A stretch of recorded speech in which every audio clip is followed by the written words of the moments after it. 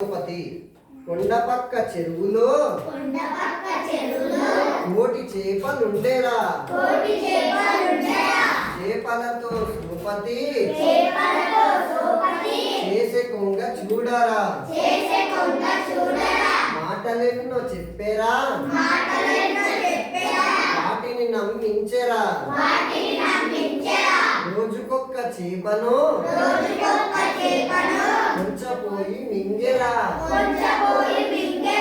మింగగా మింగగా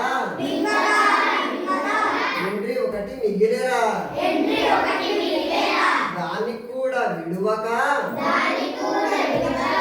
కొంచెపోతుండగా బండ మీద చేపముండ్లు